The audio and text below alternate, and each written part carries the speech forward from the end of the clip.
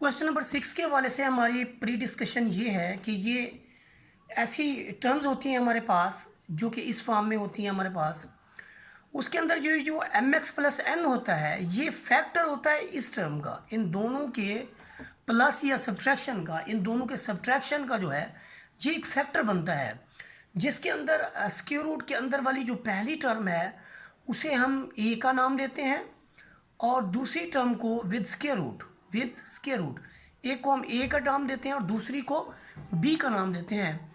और हम A square minus B square find out करते हैं। जब A square minus B square find out कर लिया जाता है तो फिर उसके अंदर जो है हम जो है वैल्यूज़ फाइंड आउट करते हैं ए और बी की, और ए और बी की वैल्यूज़ को 1 और 2 के अंदर रख के हम एक क्वाड्रेटिक इक्वेशन जो है वो फाइंड आउट करते हैं और इस तरह से हम एक्स के लिए उसको सॉल्व कर लेते हैं। इस प्रोसेस को माइंड में रखते हुए हम अपना क्वेश्चन नंबर 6 जो है वो स्टार्ट करेंगे। क्वेश्चन नंबर 6 के अंदर देखें कि आपके पास एक पहला फैक्टर है, ये दूसरा फैक्टर है। हमने पहली वैल्यू को ए सब्सटीट्यूट कर लिया है और सेकंड वैल्यू को हमने बी सब्सटीट्यूट कर लिया है। तो अगर मैं इसको ए कहूँ तो फिर यहाँ पर मेरे पास ए की जो वैल्यू है वो ये वाली है। यहाँ पर मैं ए लिखूँगा या नफ़ी लगा के बी लिखूँगा, this will be equal to 1। और ये मेरे पास एक इक्वेशन जो है वो ऑब्टेन हो जाएगी जिससे मैंने इक्वेशन 1 का नाम दिया है। अब ये मैं जानता हूँ कि ए स्क्वायर माइनस बी स्क्वायर जो है वो हमारा ए प्लस बी और ए माइनस बी के इक्वल होता है।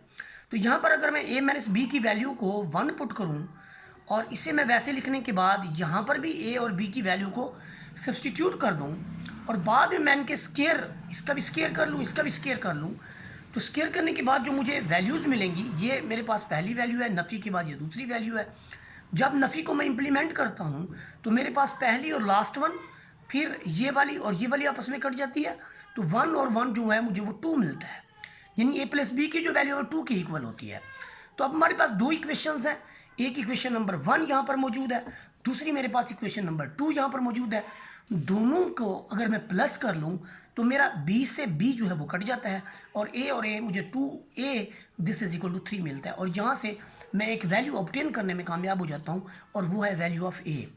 अब चाहे वैल्यू ऑफ ए हमें मिलती या बी मिलती तो वहाँ से हम वेरिएबल एक्स की वैल्यू जो फाइंड आउट कर सकते हैं। कैसे फाइंड आउट कर सकते हैं कि यहाँ पर देखें ए की जगह हमने सब्सटीट्यूट कर दिया 3/2 को।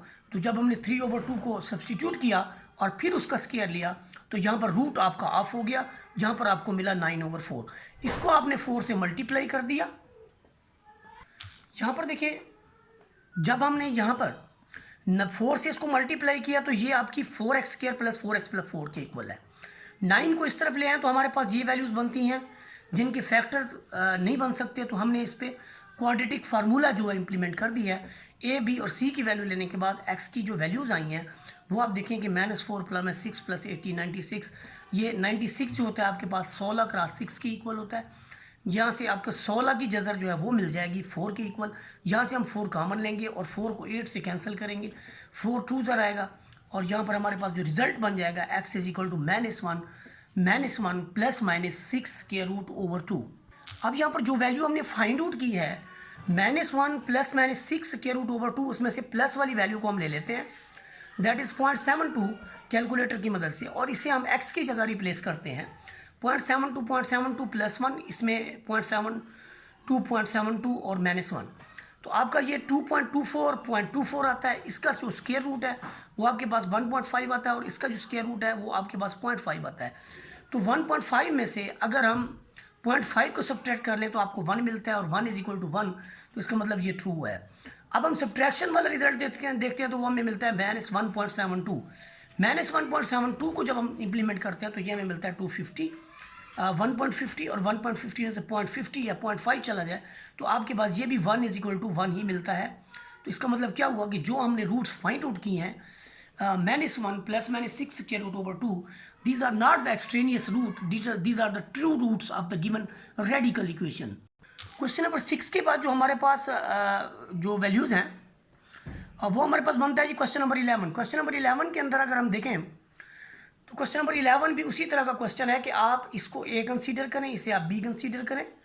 ए और बी कंसीडर करने के बाद आप जब इनका सम पुट करते हैं 13 के इक्वल है, और हमें पता है कि जब A square minus B square लिखा जाता है तो ए स्क्र माइनस बी स्क्र जो किसके इक्वल होता है, वो तो आपके पास होता है ए प्लस बी ए माइनस बी।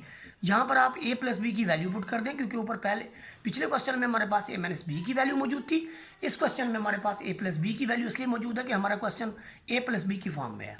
तो ए प्लस बी की वैल्यू 13 है, वो हमने सब्सटीट्यूट कर दी, दोनों के स्क्वायर लेके सब्ट्रैक्ट किया, तो सब्ट्रैक्शन में जो हमें वैल्यू मिली वो आपके पास मौजूद है। यहाँ पर ये भी देखें कि हमने सब्ट्रैक्ट क्यों किया, हमने सब्ट्रैक्ट किया क्योंकि ए स्क्वायर माइनस बी स्क्वायर की जो वैल्यू है वो यहाँ से देखनी है हमने।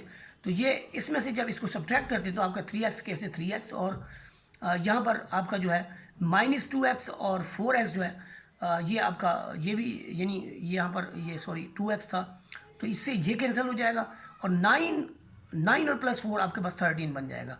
तो 13 से 13 कैंसिल, दोनों तरफ 13 को डिवाइड करोगे तो आपको रिजल्ट यहाँ पर मिलेगा 1। तो a माइनस बी की वैल्यू आपको मिली 1। पिछली बार a प्लस बी की वैल्यू आपके पास 13 थी, यहाँ पर a माइनस बी की वैल्यू आपके पास a माइनस बी की वैल्यू 1 है। तो अगर आप दोनों को सम अप करें तो ये दोनों ऑफ हो जाएंगी, ये 1 और 1 आपके पास 2a आ जाएगा, 2a is equal to 14 and a is equal to 7 आ जाएगा। अब 2a 14 के इक्वल है, a आपके पास 7 के इक्वल है। यहाँ पर जब आपके पास a 7 के इक्वल है तो बड़ी आसानी से आप इसका जो सोल्यूशन है वो बड़ी इजीली जो है फाइंड आउट कर सकते हैं। आप कैसे फाइंड आउट कर सकते हैं ये भी देख लें।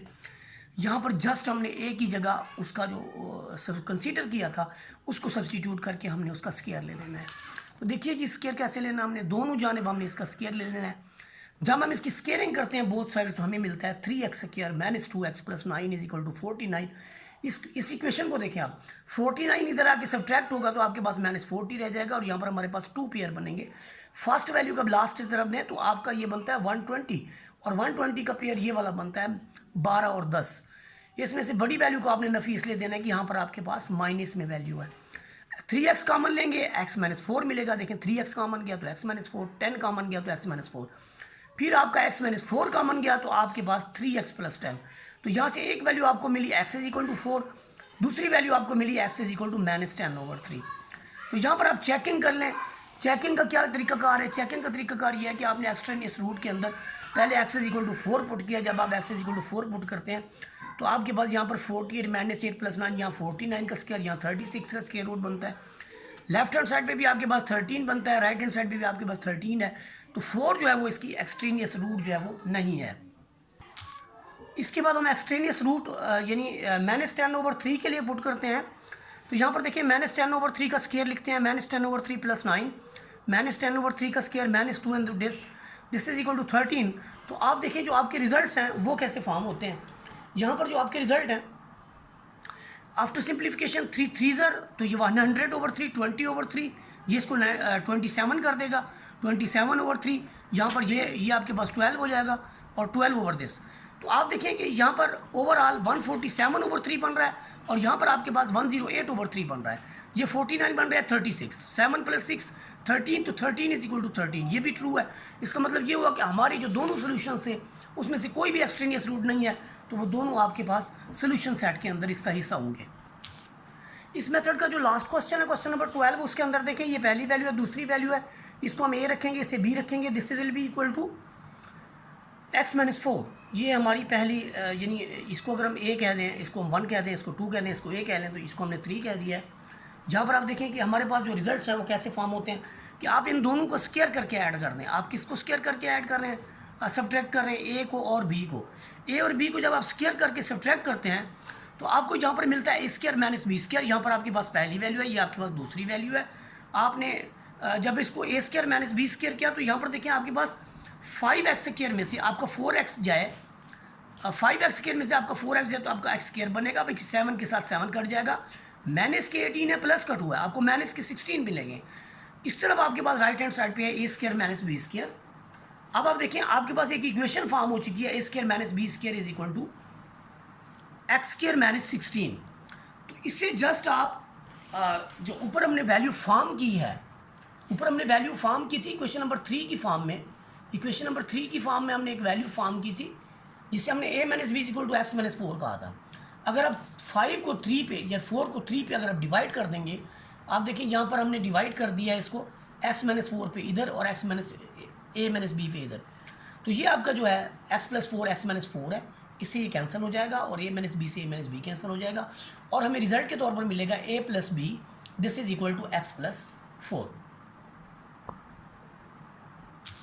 आपके पास इक्वेशन नंबर 5 में x प्लस 4 की वैल्यू है और इक्वेशन नंबर 3 के अंदर आपके पास x माइनस 4 यानी a माइनस बी की वैल्यू थी।